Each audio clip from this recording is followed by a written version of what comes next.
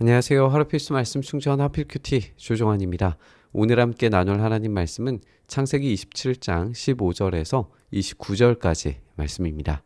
그런 다음에 리브가는 자기가 집에 잘 간직하여 둔 맏아들 에서의 옷 가운데 가장 좋은 것을 꺼내어서 작은 아들 야곱에게 입히게 됩니다.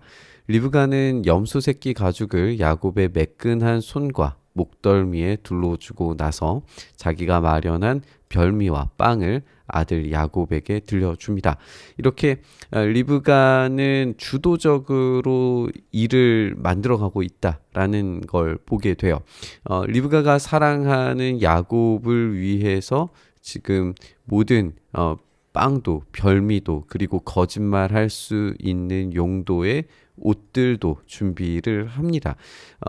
이 맏아들 에서의 옷 가운데 가장 좋은 것을 꺼냈다라고 하는 것만 보더라도 이 아들의 어떤 이 프라이버시보다도 여자 주인으로서의 역할을 지금 하고 있다라는 이 뉘앙스를 아주 강하게 풍겨내고 있죠. 그래서 이 사건의 주도자는 사실 리브가이고 야곱은 수동적으로 움직이는 것이다라고 볼 수 있어요. 그럼에도 불구하고 이 장면 안으로 들어가게 되면 이제 야곱은 적극적으로 거짓말을 해야 됩니다. 왜냐하면 잘못해서 거짓말이 발각되게 되면 복이 아니라 저주를 받기 때문에 그렇습니다. 그러니까 야곱도 동조자로서 수동적이기는 했지만 동조자로서 거짓말을 잘 하기 위해서 노력하는 모습을 오늘 보게 될 거예요. 그러면 이 장면에서 리브가와 야곱이 서로 연결되어져 있고 지금 이삭만이 여기에서 진짜 참된 이 복을 받을 존재가 누구인가? 라고 하는 질문 앞에서 이것을 확인하는 절차들을 해야 했던 거예요. 근데 이삭이 눈이 어두워졌기는 했지만 굉장히 까다로운 절차를 통해서 확인 작업을 했던 것을 우리가 발견하게 됩니다. 야곱이 아버지에게 가서 아버지 하고 불러요. 그러자 이삭이 나 여기 있다 아들아 너는 누구냐 라고 그렇게 묻습니다. 당연히 지금 이삭이 에서에게 말을 했기 때문에 에서가 왔으리라고 예상을 해야 되는 거잖아요. 그러면 이삭은 에서가 왔구나 하고 어서 오너라 아들아 이런 식으로 반응을 해야 될 텐데 지금 아버지라고 부르자마자 아들아 너는 누구냐라고 질문을 한단 말이죠. 그러니까 이삭이 그냥 지금 이 절차를 진행하려고 하는 것이 아니라 확실한 어떤 확인 절차를 거치려고 굉장히 신경을 쓰고 있다라는 것을 볼 수 있어요. 눈은 어두워졌지만 이 생각과 또 통찰력이 어두워진 건 아니었습니다. 야곱이 아버지에게 말하기를 저는 아버지의 맏아들 에서입니다 라고 답을 합니다. 맏아들 에서입니다 라고 표현하는 것 자체가 좀 이상하죠. 에서라면 저는 에서입니다. 맏아들 에서입니다. 이렇게 강조하면서 말할 필요가 없을 거예요. 근데 맏아들 에서입니다 라고 하는 표현 자체가 지금 야곱이 뭔가 이제 긴장을 하고 있기 때문에 이 부분들을 말을 하면서 실수하는 그런 모습들을 보게 되는 것 같아요. 아버지께서 말씀하신 그대로 했습니다. 이제 일어나 앉으셔서 제가 사냥하여 온 고기를 잡수시고 저에게 마음껏 축복하여 주시기 바랍니다. 라고 이렇게 이야기하고 있죠. 지금 원하는 것은 축복입니다. 그리고 이 맏아들과 축복이라고 하는 말이 약간 이제 언어 유희적으로 연결되어져 있기도 합니다. 한마디로 말해서 지금 야곱이 요청하고 있는 이삭에게 요청하고 있는 축복의 내용은 이 장자의 축복입니다. 이 장자로서의 축복을 얻음으로 이 가문의 수장이 되는 족장이 되는 그런 영예를 또 그런 복을 누리기를 원한다라고 하는 거죠. 지금 이 거짓말이 과연 성공적으로 이삭에게 먹혀들 수 있느냐? 라고 하는 거죠. 이삭이 아들에게 질문을 해요. 얘야 어떻게 그렇게 빨리 사냥거리를 찾았느냐라고 질문을 하자 야곱이 이렇게 대답합니다. 아버지께서 섬기시는 주 하나님이 일이 잘 되도록 저를 도와주셨습니다. 이것이 어떤 이 신앙적인 표현이라기보다는 둘러댈 말이 마땅치 않아서 그냥 서둘러서 말하는 내용이라고 보는 게 더 적절하겠죠. 지금 야곱은 적극적으로 거짓말을 해야 되는데 적극적인 거짓말 속에 주 하나님이 잘 되도록 도와주셨습니다. 이거는 하나님의 이름을 망명되이 일컫는 죄에 해당합니다. 그러니까 야곱이 지금 뭔가 이 거짓말을 하기 위해서 얼마나 많은 수단들을 지금 동원하고 있는지를 살펴보고 또 생각을 해봐야 하는 거예요. 이삭이 야곱에게 말해요. 얘야, 내가 너를 좀 만져볼 수 있게 이리 가까이 오너라. 내가 정말로 나의 아들 에서인지 좀 알아보아야겠다. 이삭이 눈이 보이지는 않지만 통찰력이 어두워지지 않아서 이 에서와 야곱을 구별할 수 있는 방법 중에 하나인 이 피부, 털을 확인하려고 하고 있어요. 그러자 야곱이 아버지 이삭에게 가까이 갑니다. 근데 가까이 가면 갈수록 지금 이 말들이 계속 이제 꼬이고 있는 과정이기 때문에 점점 이제 말을 하지 않고 행동으로 아주 조심스럽게 움직이는 것을 보게 돼요. 이삭이 아들을 만져보고 중얼거려요. 목소리는 야곱의 목소리인데 손은 에서의 손이로구나. 그러니까 듣기의 능력이 떨어지지 않았기 때문에 이삭은 야곱의 목소리인지 알아차렸던 거죠. 그러니까 지금까지의 이 말들 가운데에서 이상함을 분명히 느꼈던 거예요. 그러니까 지금 이삭이 확인 절차를 거치고 이 확인 절차들 속에서 분명히 야곱이 아닐까라고 하는 의심들 그리고 그런 확인들, 목소리들 이런 것들을 통해서 지금 재차 확인을 하고 있는 모습을 볼 수가 있어요. 이삭은 야곱의 두 손이 저의 형 에서의 손처럼 털이 나 있었기 때문에 야곱인 줄 모르고 그에게 축복하여 주기로 했다라고 되어져 있어요. 이 털을 확인을 했습니다. 털을 확인했기 때문에 이제 에서구나 라고 생각을 했다는 거예요. 그래서 축복하기로 결정을 합니다. 이삭이 다짐하기를 내가 정말로 나의 아들 에서냐? 다시 한번 질문하죠. 그러자 야곱이 예 그렇습니다 하고 답을 합니다. 여기에서 지금 야곱의 말수가 좀 줄어들고 있는 것을 확인하죠. 막 주님이 뭐 잡히게 해주셨습니다. 막 이런 변명거리들을 막 늘어놨었는데 이 가까이 가서 이 털을 만지는 장면에서 얼마나 이 긴장이 됐겠어요. 발각되면 저주를 받는 것이기 때문에. 그러자 이삭이 말하기를 나의 아들아 내가 사냥하여 온 것을 나에게 가져오너라. 내가 그것을 먹고서 너에게 마음껏 복을 빌어주겠다. 우리가 아는 것처럼 지금 이삭은 에서의 고기 요리를 굉장히 좋아했어요.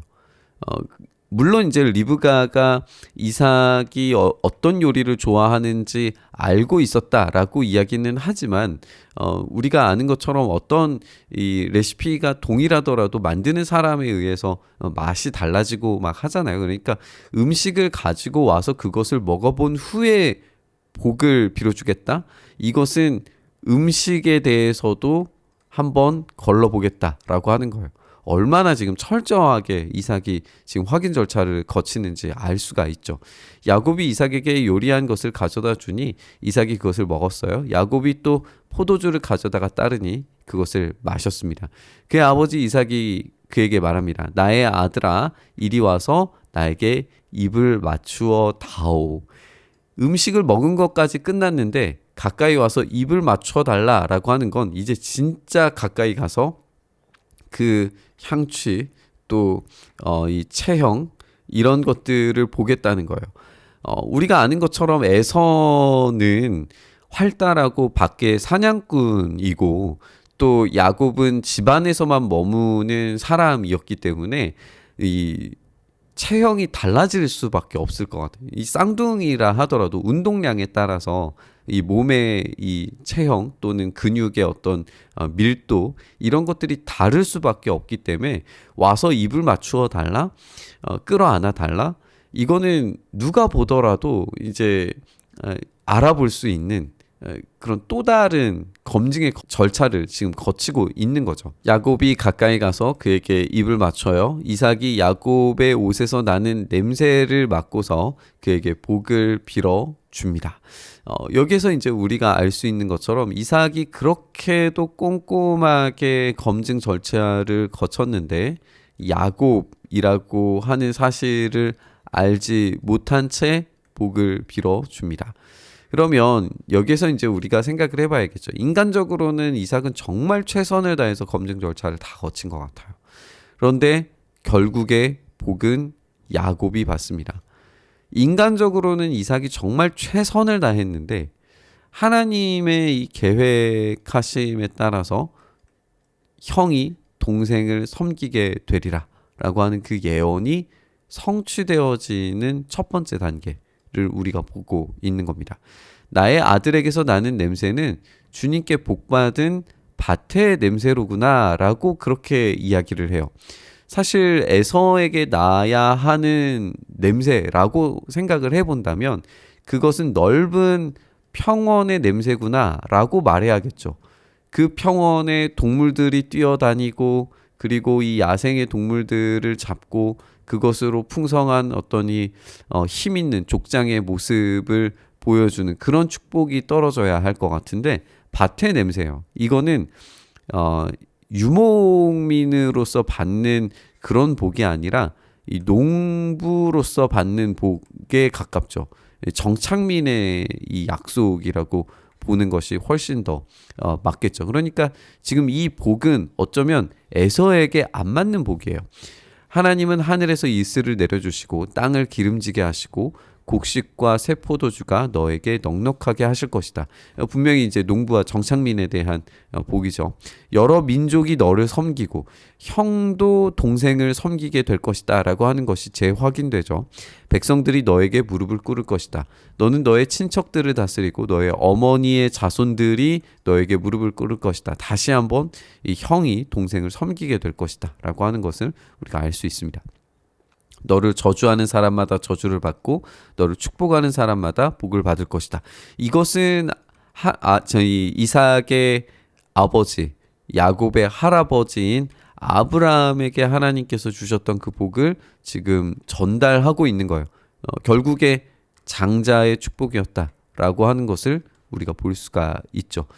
이로써 이삭이 정말 최선을 다해서 검증 절차를 거쳤고 그리고 그 모든 복을 준비하고 마지막 복을 전달하는 과정 가운데에서 야곱이 결국 이 장자의 복을 받게 되고 정착민으로서의 복을 받게 됨으로써 이 에서가 아니라 야곱이 받고 누리게 될 그 복에 대해서 지금 전달되고 있는 모습을 보게 됩니다. 우리가 오늘 본문 확인한 것처럼 이삭이 인간적인 방법으로 그리고 자신의 어떤 통찰력과 또 그동안 살았던 이 지혜를 통해서 최선을 다해서 검증 절차를 거쳤지만 결국에 그 절차 가운데에서 야곱이었다라고 하는 사실을 깨닫지 못한 채 복을 주는 모습을 보게 됩니다. 그러나 그 모든 과정들의 그 끝에 이 결과물이 결국 하나님께서 계획하신 대로 흘러갔다라는 거예요. 우리가 인간적인 노력과 방식으로 제 아무리 준비를 하고 또 그 일들을 진행한다고 하더라도 그 결과 끝에 하나님께서 원하시는 그 결과값을 마침내 만들어내신다라는 사실을 우리가 한번 생각해 보게 됩니다. 이것이 우리에게 그래서 하나님께서 계획하셨으니까 마음대로 살아도 돼 이걸 이야기하는 게 아니라 인간적인 어떤 방식들을 뛰어넘어서 하나님께서 계획하시는 그 모든 과정들과 여정들 속에 야곱은 결국에 계속해서 거짓말하는 자로서의 이런 정체성을 어떻게 극복해 나가야 되는가라고 하는 이야기로 연결이 되기 때문에 아무 의미 없는 일이 되지 않습니다. 오히려 이것이 야곱을 떠나게 만들고 그 떠남의 과정 가운데에서 하나님께서 야곱을 만들어 가시는 과정들을 발견하게 되죠. 그렇게 하나님께서는 모든 것들을, 수단들을 사용하셔서 하나님의 일들을 만들어 가시고 사람을 변화시키시고 또 계획하신 대로 만드신다, 변화시키신다라는 점을 우리가 생각해 보게 됩니다. 인간적인 계획 그것 너머에서 하나님의 일하고 계심을 우리가 확신하면서 오늘 하루 하나님께서 주시는 이 삶을 충실히 살아낼 수 있기를 간절히 바랍니다. 오늘 그런 삶 살 수 있기를 바라면서 우리 묵상의 자리로 나아가시죠. 주님, 그렇습니다. 우리가 계획하고 생각하는 것들 너머에서 여전히 우리 가운데 일하고 역사하시는 주님을 발견할 수 있게 하여 주시옵소서. 그 삶 가운데 우리가 누릴 수 있는 참된 복을 오늘 누릴 수 있기를 간절히 바라고 소망하며 우리 주님 예수님 이름으로 기도드리옵나이다. 아멘.